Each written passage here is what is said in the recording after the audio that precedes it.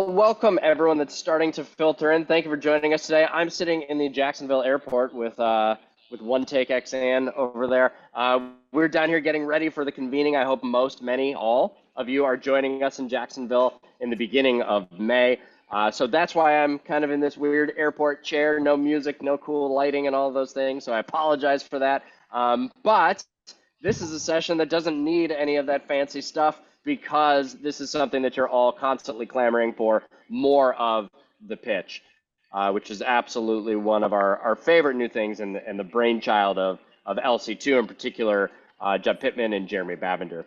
For those of you new to this initiative, the STEM Learning Ecosystems Community of Practice, the SLECOP, supported by TIES, which you can find at stemecosystems.org, harnesses the power of business and industry, funders and foundations, K-12 schools, higher education, and more to find solutions to common problems and to build thriving communities.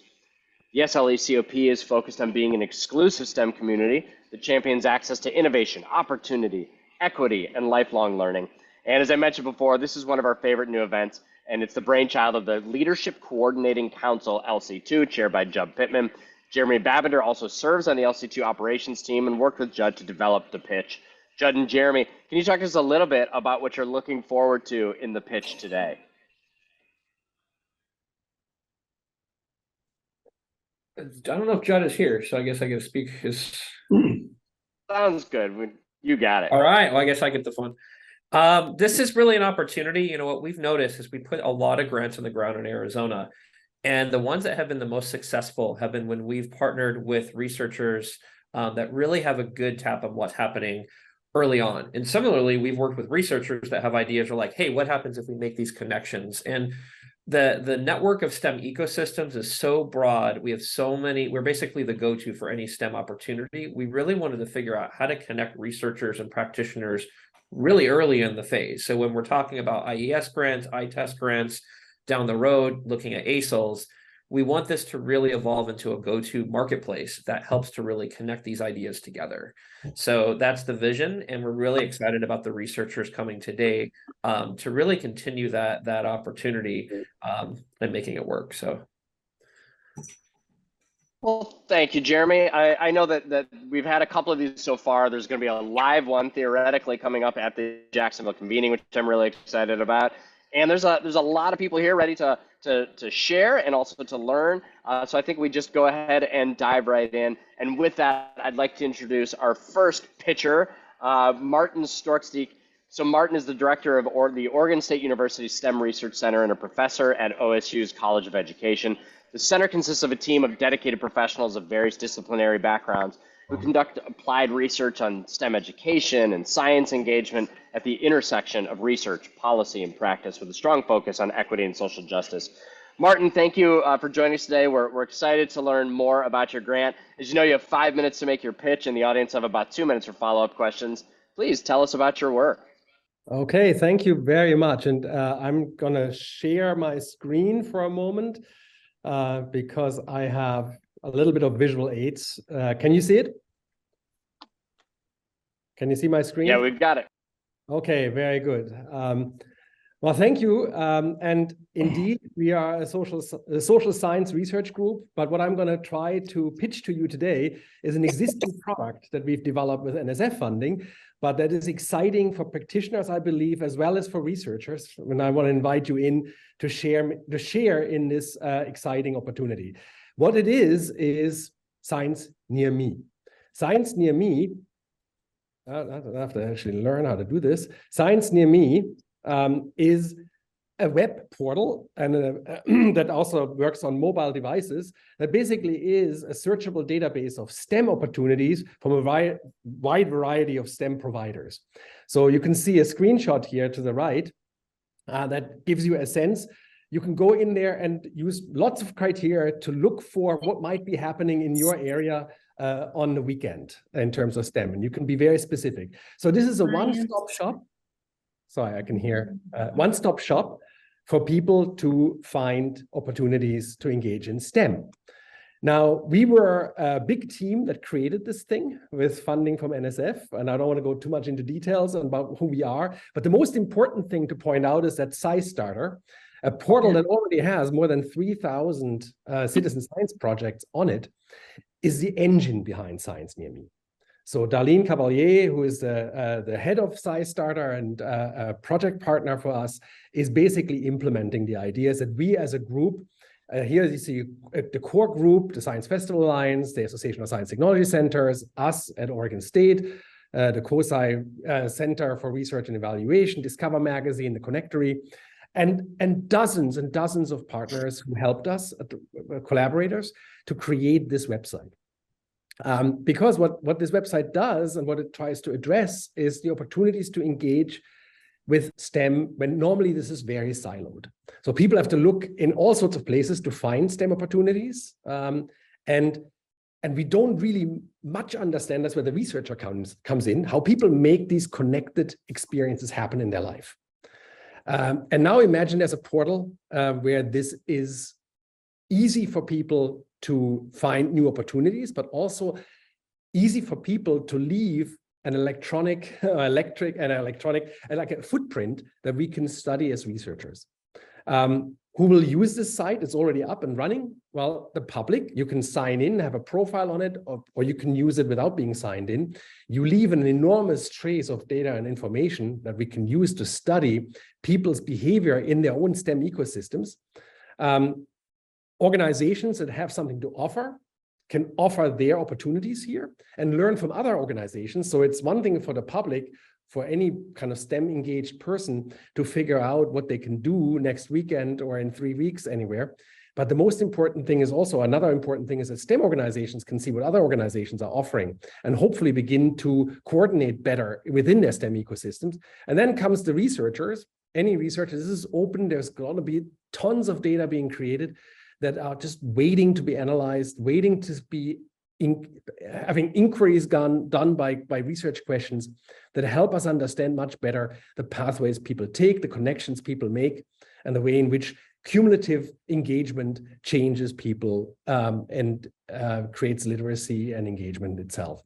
The benefits of the website is, as I said, it's a broad and targeted exposure for if you have to offer something, your events and programs. You have the ability to see the pathways in and from your opportunities. So we can actually create data for each provider. And then is what I said, the idea of doing research around this and having more opportunities to collaborate. One thing that's really important is that we have come up with an idea in which people can use this broad portal and make it their own. We call it STEM exchanges. That means if you are a particular STEM ecosystem somewhere, like the Alabama STEM Council, you can basically put your own identity frame on top of this large database and make it look like it's yours. So one of the interesting things is you can participate as an individual organization in it and put your offers in there, or you can be a larger collective and have your own identity and have that being created on this particular website. That is a Sarkisic, so we're out of time on our fasting. Oh, look, you were right there already. Awesome. So thank you for sharing that. Can you tell us really quickly? I don't see any questions from the audience so far, but can you talk to us a little bit about what's the kind of target participant that you'd be looking for? Who meets the profile of a good partner in this work with you? A good partner is anybody who has something to offer, who can put their material, not material, but their events on Science Near Me. That's one thing, the practitioner. And we would feed back data on how this is going. The other good partner are any researcher who is interested in understanding how people's pathways in their STEM ecosystems or their own learning pathways look like. We're looking for research partners who wish to use the data that come from Science Near Me, or wish to use Science Near Me as a portal to think about opportunities to conduct research.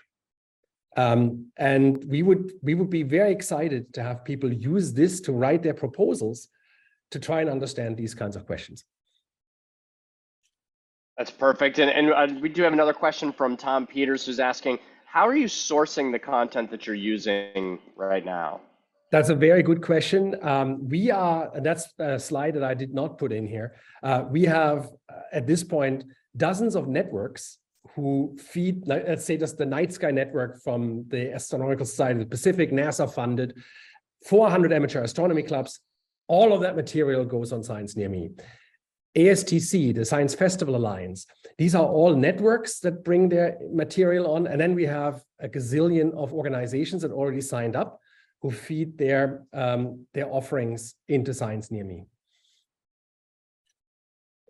And then I want to give one last question. A couple more are coming in, so we'll make sure to get those to you. But one last question that I wanted to ask before we move on. Our friend Lori is asking, what kind of data do users get if they're participating in the system?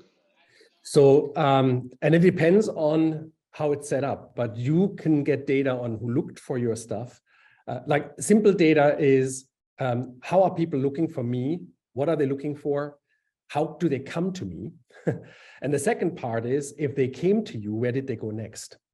And that has to do with being able to check in. You can set this up in such a way that people are not only looking for you, and then say, oh, here's something at my institution next weekend. But when they arrive, they can indicate that they actually followed up on their desire to find you. One of the exciting things is, if somebody looks for your stuff, what else were they looking for? In what kind of category do people think you belong in their mind? Absolutely. Well, Dr. Swartz, we really appreciate you taking the time.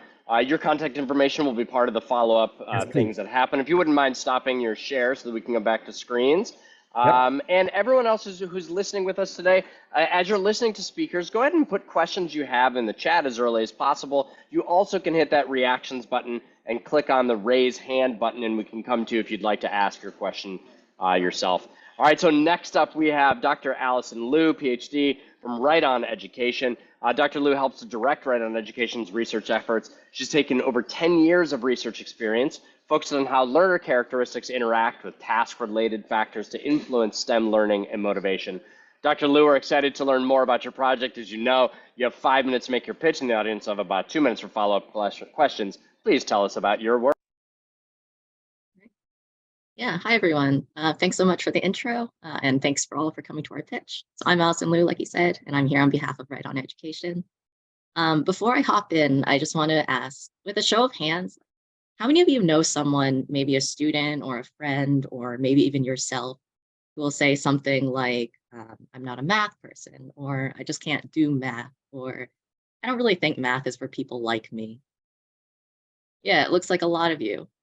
And so these kind of remarks often come from students who feel a low sense of belonging in mathematics, basically the feeling that one is accepted and can meaningfully contribute to their math community. Oftentimes, these are also students from groups that are underrepresented in STEM already. And so this idea of building a sense of belonging in mathematics has become a major focus for motivating students to persist and to achieve in STEM. For example, the US Department of Education just recently created an initiative looking for solutions that build a sense of belonging in order to welcome more students into STEM spaces and careers. And so Right On aims to be one of these solutions, and we hope to build students' sense of belonging by helping them to embrace their mistakes for learning. Some of you may have heard of student response systems like Kahoot, Quizlet Live, Quizzes. All of these apps are really engaging ways for students to learn, but the problem is that sometimes they place too much emphasis on getting right answers as quickly as possible. This can limit how success is recognized in math classrooms and also alienate some students from feeling like they belong there. And so Right On wants to build on the engagement of these kinds of apps with a key difference. And so here, the best wrong answers win. So let me kind of walk you through a demo problem to show you what that actually looks like in practice. And so this is the basic mode that's currently implemented in our prototype. It's a 2-phase game that can be used as, say, like a 5-minute do now or an exit ticket. It's really flexible so that teachers can decide how to integrate the game into their practice. In phase 1, students solve a multiple choice math problem that's aligned with Common Core categories. All students, whether they choose the right answer or not in this phase, can then view the solution and also an explanation of how to get that solution. Sort of the key part is phase 2 here. And so in phase 2, students are actually challenged to guess which of the 3 wrong answers was most frequently chosen by their classmates in phase 1. And they're also prompted to answer like why they think that that answer is confusing. So this helps students to not only think through problems from different perspectives, but it also shows students that even if they don't get the right answer right away, their knowledge about wrong answers can still be valuable for learning. In fact, what we found is that oftentimes it's the students who get the answer wrong at first who actually are better at phase two because they better understand the misconceptions behind these problems, and they're also better able to help their peers understand why something's. Teachers can also use this information to facilitate discussions in their classes about the right answer and also why wrong answers are confusing. And it shows students that they aren't alone in having misconceptions and in making mistakes. So up to date, we've co-designed with teachers and students to create a logic model that's based on our mutual goals and desired outcomes. I'm not going to walk through the whole thing just due to time, but some of the key constructs that we're interested in looking at are things like creating a positive classroom culture of error, where students feel comfortable making and discussing mistakes, a sense of belonging in math spaces, self-efficacy, content knowledge, and also growth mindsets regarding failure. We've also conducted usability and feasibility research to start including some early supports to help students and teachers use the app and also to more easily integrate it into classes. We've had some funding provided by the Learning Engineering Tools competition. And right now we have about 160 schools and after-school programs and 12,000 users who are using the existing prototype. As far as future opportunities go, the reason why we're here is that we are looking for practitioner and research partners for several upcoming grant opportunities. We think that this app can collect some really interesting information and data about students' misconceptions that's sourced directly from them, both their in-game behaviors and also the explanations that they provide. Some of the questions that we've talked about looking into are things like how we can design new game modes to expand our assessment capabilities, how we actually impact the logic model's proposed outcomes, kinds of supports that are needed to support these outcomes in different contexts, like formal versus informal settings, how we can kind of integrate all that data to show teachers in ways that help them identify the misconceptions that they need to potentially target in their classes. And then also things like how students' understanding of their peers' knowledge relate to their own outcomes. Some of the key grants that we're looking into are NSFs like iTest, DRK-12, EHR Racial Equity, AZEL. And so if anyone's interested in potential collaborations for these or other opportunities, we're happy to connect and to talk. So with that, thank you for your time, and I'm happy to answer any questions. So what questions do you have? If you've got any, go ahead and raise your hand or put them in the chat. Dr. Liu, I love this this platform. I think it's a ton of fun, and I'm really excited to get to use it with some young people. Can you share a little bit about how we can access the platform and if it's something we can use now, if there are costs involved and things like that? Sure. So right now the app is in early beta, and so it's available on mobile through the iPhones and also Android platforms through the stores there. There is no cost right now; it's for free since it is still in early beta, but it's available for use, at least the basic mode. It collects like basic data right now that can be used, but it is still a little bit early on, and that is something that's kind of also a prototype right now. And then Patty Curtis is asking, have you considered the IES SBIR grants to Yes, support this work? Yeah, we actually are applying for the IES SBIR this month. And then we're going to try to use that to look at new game modes.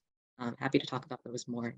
We're looking at like an advanced mode where students have to try to create their own distractor or their own wrong answers instead of just selecting them. And then also like an incorrect worked examples mode where they have to look through a hypothetical worked example and identify where students went. Absolutely. Well, and I think it's worth closing out by sharing a comment by Stephanie Garcia. She's saying this is a great effort. I love how it aligns to the rights of the learner, a book she recommends. Examples that the right to be confused, the right to claim mistakes and revise thinking. Plus, we know we've been hearing for years research about, thinking through an incorrect answer is a much more effective way to learn than just getting things right. So I'm really excited to see where this goes. And again, everyone, you'll have access to Dr. Liu's email address and all of those things in the follow-up emails. So thank you, Dr. Liu. And next up, we have Dr. Janice Gobert. Janice Gobert, PhD, is a professor of educational psychology who develops technology for learners that make use of AI, including data mining and eye tracking. With 7 patents for her technology, her cutting-edge work focuses on personalized learning of science and assessment to replace traditional tests, which are unable to assess students' competencies as authentic science tasks. Dr. Gobert, we're really excited to learn more about your project. As you know, you'll have about 5 minutes to make your pitch. I'll put in the chat when you have 1 minute left. Then the audience will have a couple of minutes for any follow-up questions. Audience, if you have those questions, put those in the chat early or raise your hand. Dr. Gobert, please tell us. Great. Can you hear me? Yes. Okay, great. Can you see my screen? We've got it. Perfect. Okay, so thank you so much for your introduction. I'm a professor of learning sciences at Rutgers University. I'm also the co-founder and CEO of a company called Inkits.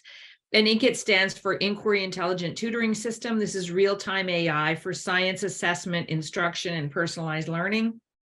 Before I do that, I'm going to start the slideshow. Okay. Yeah. Oh, there we go. Perfect. Is it good? We're Yeah, good? we're good now. Okay, good. Okay. Basically we've developed this platform over many years. And we're tackling the problem, as many of us are here, that students score very low on STEM. As you undoubtedly know, in 2022, the NAEP math and ELA scores were very low. And in our new project, we're addressing both the science, the math, and the ELA. We have a new platform that we're building for elementary. I'll tell you about that in a minute. So let's go with the way that Inkits exists right now. So what you have is a set of simulations in a platform called Inkits. The student does the simulation, everything they do, every mouse click, every decision, every time on task, everything they type, every selection they make, every change they make to the widget is tracked and logged. And then using patented algorithms, what we do is we jump in real time via a tutor named Rex. This is when students need the help because they're not good at knowing when they need help. So this jumps in proactively. And then as students work, teachers get AI-based reports, alerts, and tips. So alerts are actionable data that tells the teacher who's struggling and how, what percentage of the class may be struggling, for example, changing too many variables at once. And what tips are research-based conversation starters that we know are empirically demonstrated to lead to student transfer for the practice on which they were helped. And we have a paper in Journal of Learning Analytics. It's Dickler, Gobert, and Sao Pedro 2021. Let me break down these sections for you. So what the student gets is authentic inquiry in the form of simulations. These are aligned to next generation science standards.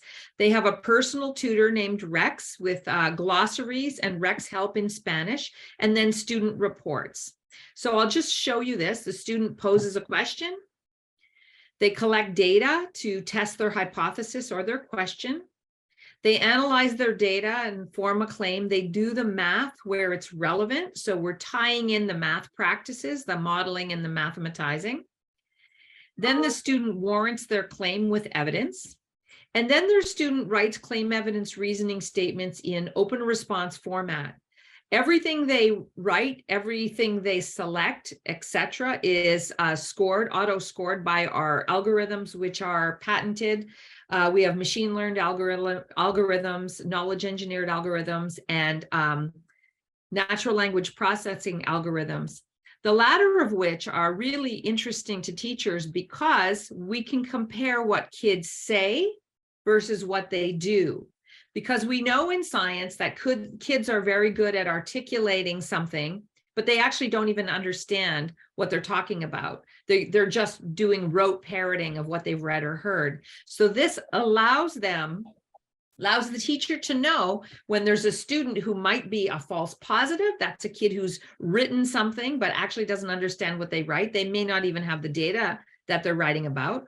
Or say a student, a math and science genius who has a very hard time articulating what they know in words. So I wrote about this, by the way, in US News and World Report. They picked up this story from me. Of course, for ChatGPT, if a student were to generate their claim evidence reasoning statement using ChatGPT, our system would be able to detect that their actions don't match what they wrote. So what teachers get is real-time grading for teachers and co-teachers. So if you have a substitute teacher, if you have a paraprofessional, etc. And we have several of these kinds of reports. This is just one report.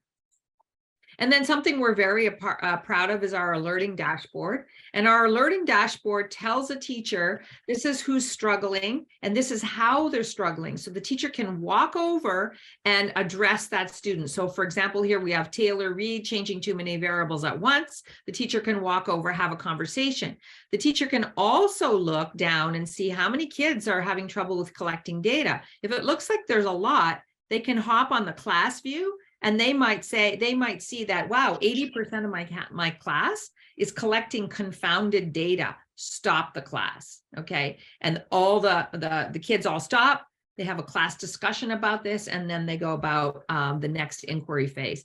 This is a game changer for the real-time instruction of NGSS. Teachers absolutely love this aspect of our system. We're really excited about it. Dr. Gobert, you're unfortunately out of time, but I'm wondering if you could talk real briefly about, you know, I hear AI and like little buzzers go off. Can you talk a little bit about something that that your AI might notice about the data with your students that perhaps a teacher wouldn't be noticing, especially in real time? What's something kind of new that might be brought to the forefront? Yeah, absolutely. So we have teachers who say, well, gee, I always thought students had trouble interpreting data, but actually they were collecting confounded data the whole time. And so unless a teacher's literally watching a student in the moment do a hands-on experiment or hanging over their screen watching them, they really won't know unless they have technology like this that's showing that the student is not focusing on the target variable and keeping the rest the same across successive trials. Outstanding. I can't wait to dig a little more into this. And as with everyone else, if you're listening right now, you're going to get Dr. Gobert's information in the follow-up emails. Thank you, Dr. Gobert, for joining us today. We know these are real fast rolls, so we appreciate everyone's flexibility in getting this stuff out there quick and dirty. And next up, we've got a pair. We've got Mike Barnett, Professor of Science Education, and Helen Zhang, Research Scientist at Boston College. Dr. Barnett received an MS in Physics from Indiana University, a PhD in Instructional Systems Technology with emphasis in Science Education, Indiana University Bloomington. And his research focus areas are urban science education, education technology, trust building, and university school partnerships. We also have Dr. Helen Zhang with us. She's a senior research associate and a visiting research faculty member in the Lynch School and Biology Department. Helen's research recent publications include Role Models, Influence on Student Interest in and Awareness of Career Opportunities in Life Science, and Where's the Computer Science and Invention, an exploration of computer science and high school invention projects. Mike, Helen, we're excited to learn more about your project. As you know, you have about 5 minutes to make your pitch. You'll get a 1-minute warning in the chat, and the audience will have up to 2 minutes for follow-up questions. Please tell us about your work. Great. Thank you, guys. Thank you, everybody. So we're going to take a slightly different tack. So we don't have slides. We do have a physical representation of what we do.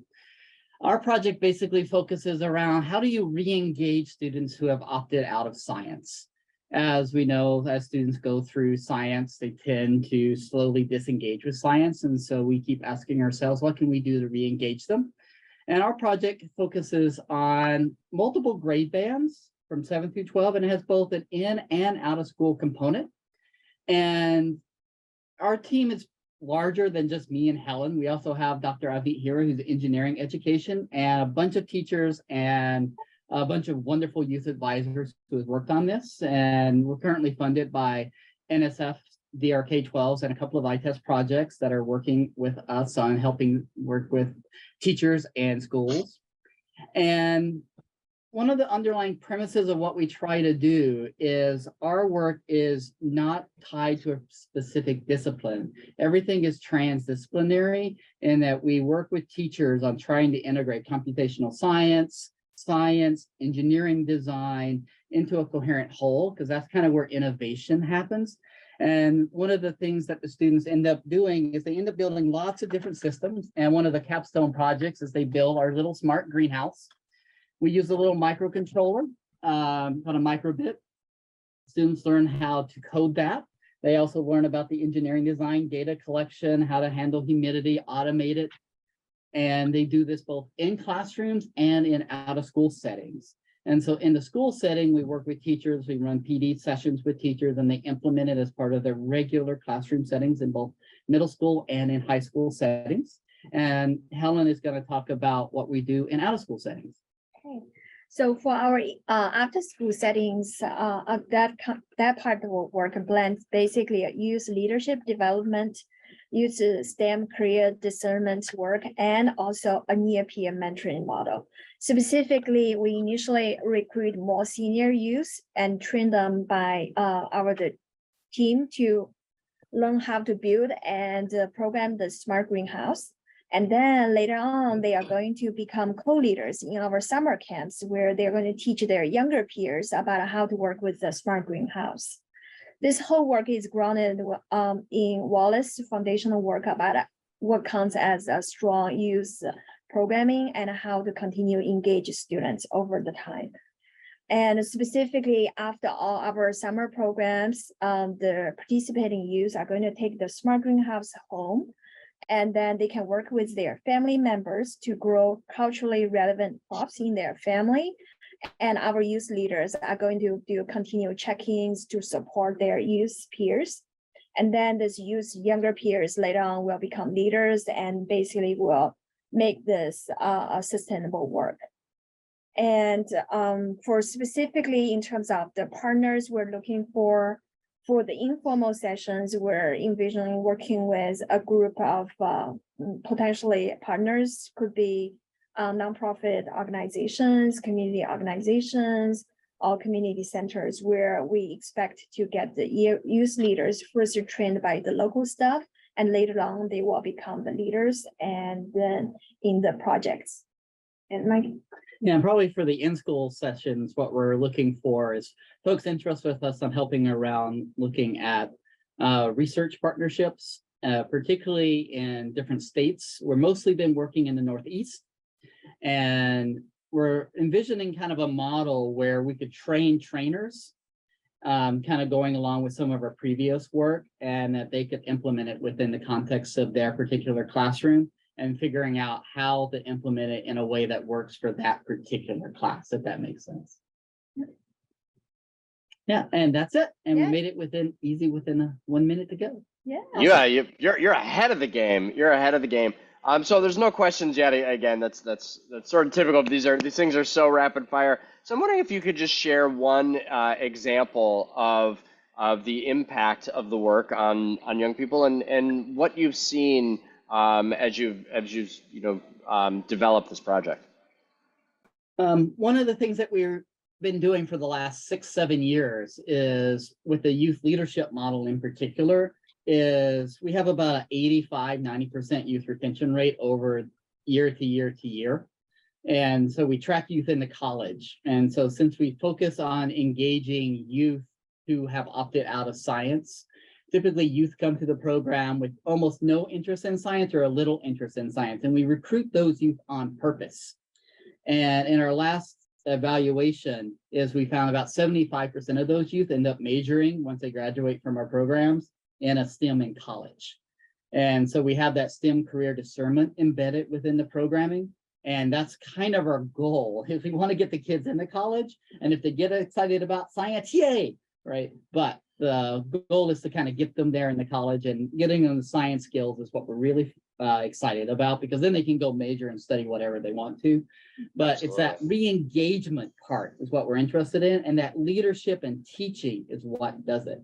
I love that. And I do have one other question / comment from our audience. Mike, our friend Tom is wondering, do you partner with international groups and organizations? Tom runs the incredible ecosystem in Kenya and is interested in partnering on this work. Yeah, we've been working with the Agastya Foundation in India. Yeah, so we do have international partners. That's perfect. So Tom, I would suggest when those emails and stuff come out with everybody's contact information, definitely reach out to Mike. And I know that we would all love to see that partnership and what can come out of it. So thank you, Mike. Thank you, Helen. We appreciate your time today. And next up, we have Neil Heffernan. Neil is a professor of computer science and the co-director of the PhD program in learning sciences and technologies. He developed assistments not only to help teachers be more effective in the classroom, but also so that he could use the platform to conduct studies to improve the quality of education. He's very passionate about educational data mining.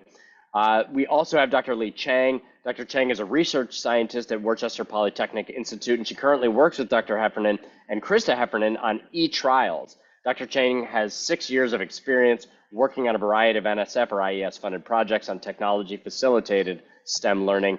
Neil and Lee, we're so excited to learn more about your project. As you know, you have 5 minutes to make your pitch. I'll give you a 1-minute warning, and then we'll kind of sneak my way in there if we go over that. And then if there are any questions from the audience, we'll have about 2 minutes for that. Please tell us about your work. Excellent. I'll go ahead and start. Actually, eTrials is our EdTech infrastructure research to advance learning sciences. Next slide. As was just said, actually, Christina Heffernan, actually my spouse, and I have been building assessments for a long time. We're super excited to now let all sorts of other people run studies. Dr. Chang is the research scientist organizing actually all that, and I'm going to give it to her. The floor is yours, Lee. Thank you, Dr. Heffernan. Thank you everyone for being here. It's my pleasure to talk about eTrials. As you know, educational research is a slow and costly process. So the goals of eTrials are to accelerate research studies and promote rigorous large-scale educational experiments. NSF and Schmidt Futures funded us to support researchers to conduct studies with our platform and also to get public data sets. More recently, IES funded us to add more research capabilities with the platform. And IES is also providing funding opportunities for researchers to get their own funding to do studies with our platform. So the eTrials platform is a free platform for randomized controlled trials. It integrates assessments, which is a free online K-12 math learning platform, and it assists students at the same time providing assessment data to teachers. It uses popular OER curriculums such as Kendall Hunt Illustrative Mathematics and Engage New York. So how it works, studies will be developed with ETP, the eTrials platform, and then they will be delivered to students through assessments. Here's a video that shows how teachers assign problem sets, but I'll let you watch it later due to time constraint. And here is another video that shows how students use the student support in assessments. So the student get a math problem, and then they click Get Hand to get the support.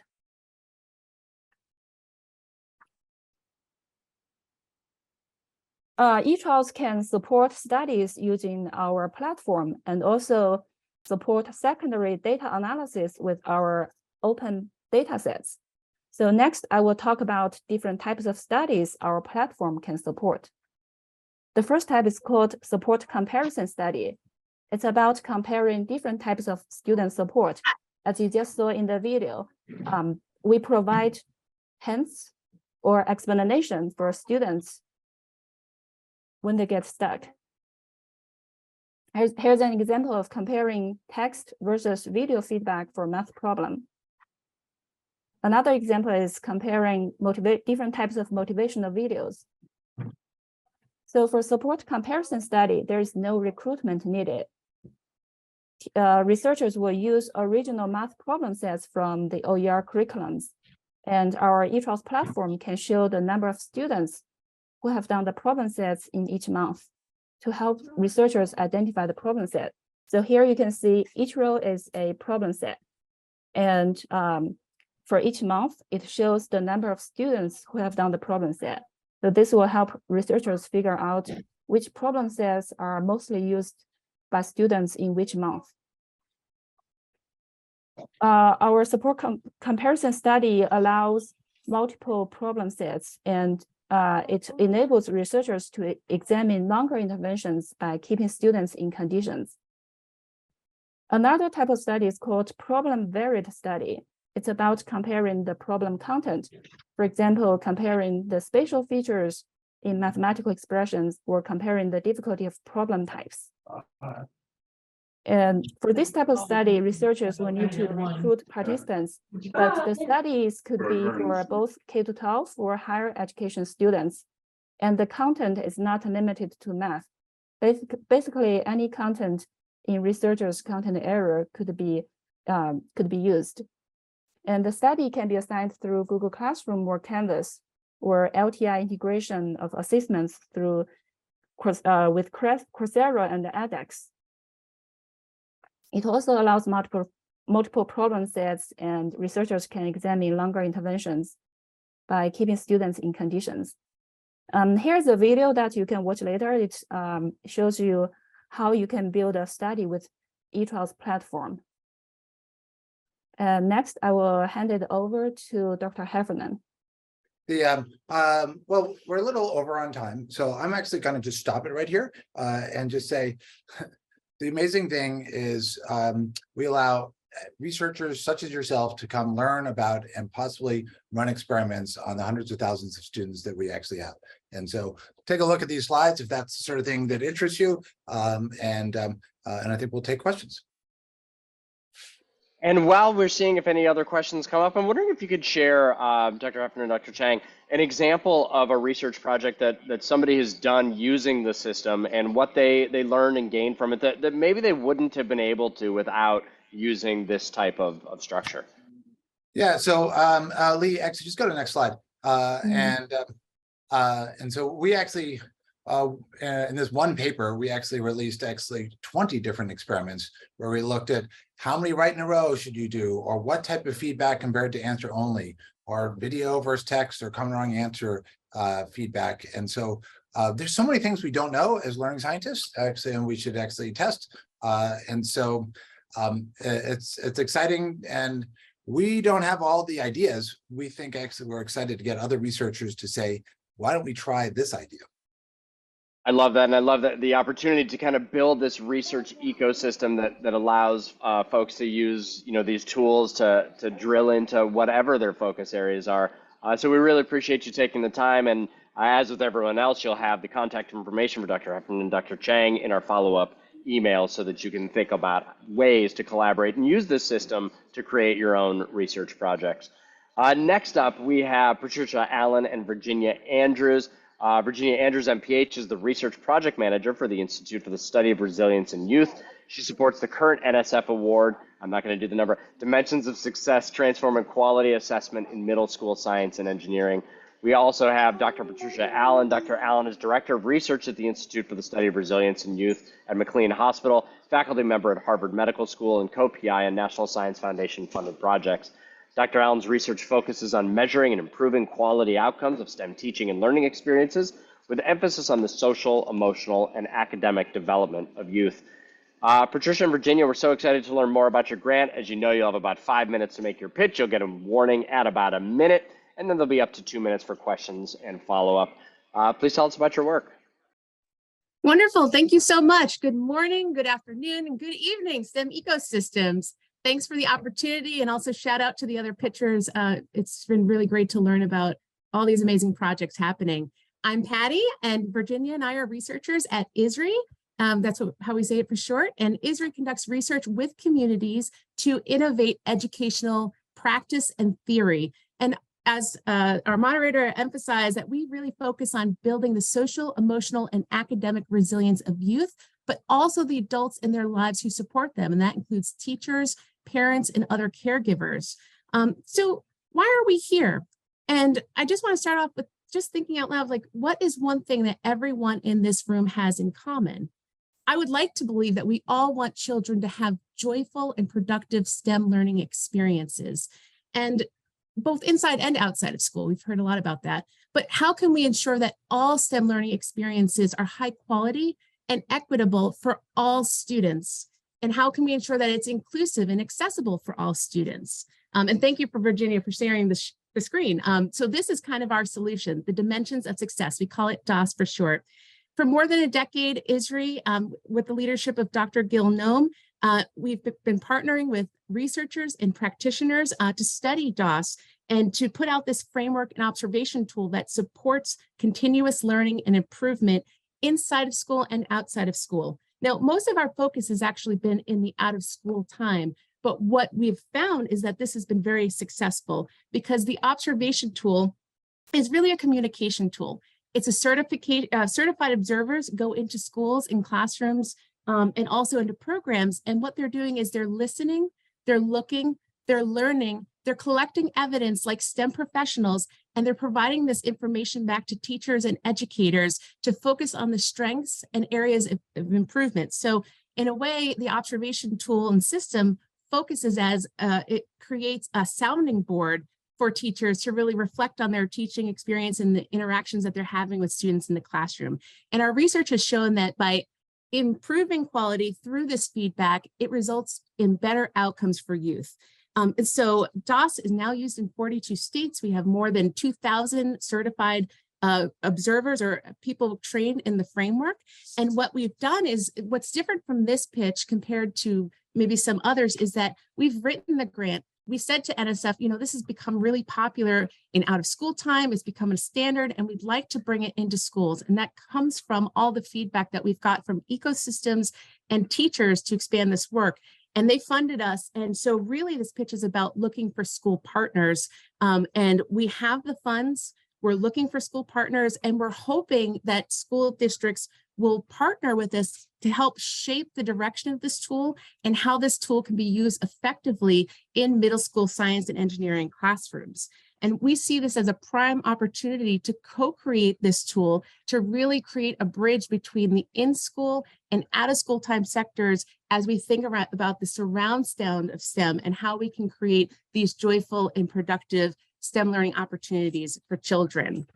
So with that, I'm going to actually pass this on to Virginia to talk a little bit about the details of what this project is, what this partnership could look like. Thank you so much, Patty, and thank you all for joining us today. We're thrilled to speak with you about the Dimensions of Success for Middle School Science and Engineering project. Our timeline is spring 2023 now through spring 2025.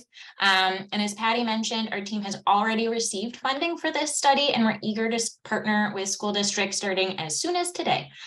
So for districts with at least 15 grade 6 to 8 science and engineering teachers that participate, they can receive up to $13,000 to their STEM departments or teachers directly. Districts with at least 30 participating teachers can receive up to $26,000. As Patty said, district partners will also have an input on the development of the tool and will be recognized as contributors to an NSF funded project. And finally, teachers and schools will receive feedback and professional development based on the observations that they participate in. This can look different depending on what different districts' needs and desires are, but maybe it's an end of year data feedback review or having an opportunity to be trained in this new framework for classroom observations and feedback sessions. If this sounds like a good fit for you or a district that you work with, I'll drop my email address and our project flyers in the chat shortly. You'll see that the primary commitment to districts between spring 23 to spring 2024, during which consenting middle school teachers will be asked to video record up to 4 typical STEM classroom lessons and complete up to 2 surveys along with their students. I'm happy to provide more specific details by email, phone, a Zoom like this one. But to wrap up, the big goal of the DOS MSSC project is to unify measurement and continuous learning around quality STEM. We're hopeful that an aligned observation tool and feedback system like DOS will be able to help bridge connections across school and OST STEM learning environments, promote a shared understanding of quality STEM learning, and support professional development and quality improvement across settings. So thank you so much, and we're happy to answer any questions.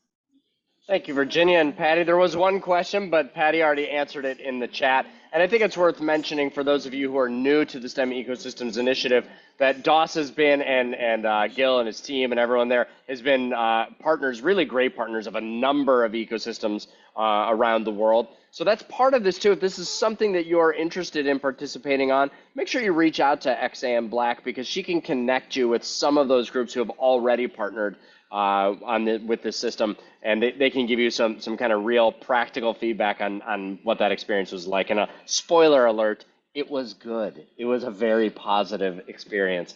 So thank you all for joining us today. We do actually have a quick bonus pitch from the founder of this little movement, The Pitch. Jeremy, I know you've got something you'd like to share. Would you mind sharing it with us? Yeah, so this one's totally off the cuff, so we'll see how it goes. But I had the opportunity to connect with Bob Russell. I don't know if anybody knows him. He's one of the program officers at NSF, and I was talking up kind of this opportunity, what we're doing, and kind of what RFPs might be an intriguing way to go. Because a lot of us are like, okay, ASOL, iTest, and this is a lot broader in terms of research practitioner partnerships. The only one that I'm aware that really focuses on that is CS for All, and we're a lot broader than that. And so he threw out this suggestion, I put it in the chat, of this research coordination networks. And I can share the screen just to kind of show what, a little bit of the RFP, but our work with the Directorate for STEM Education would fit. But really a lot of it would be is, is there interest from the research groups? There's some on the call now that have joined, some will be listening to the video afterwards. But there seems like there could be an opportunity to leverage this RFP to give us that support to really hone in on kind of the pitch. So I'm pitching the pitch for a possible grant opportunity up front that we may team around. And so that's basically it from this standpoint, but probably more importantly, kind of hearing from the chat or, verbally what researchers and a lot of our ecosystem networks think about really solidifying this in terms of an NSF opportunity. Well, thank you, Judd. We really appreciate you sharing that. I think that sounds like a really cool idea and something that folks who are here and all the conversations that we've been having, I think would love to be a part of. So thank you all for joining us today. This has been such a rewarding time, as it always is, because we know that this work is going to net more high-quality STEM experiences for scholars across the country and beyond.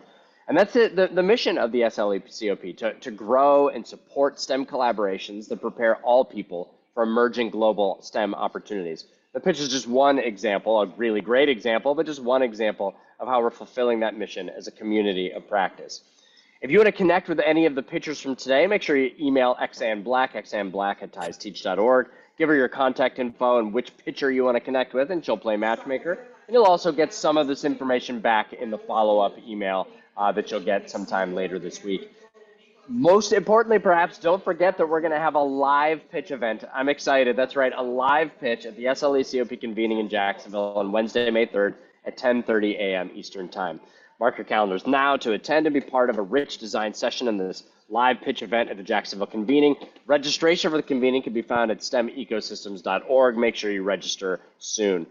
Fall of 2023, the pitch will keep on bringing matchmaking opportunities for STEM collaborations. So save the dates for noon Eastern Time, August 11th and November 10th pitch events. Thank you, everyone. Thanks for joining us today. We'll see you all next time, and we'll see you all in Jacksonville. Coming to you live with One Take Black over there from Jacksonville. We'll see you all next time, everyone. Thank you. Bye-bye.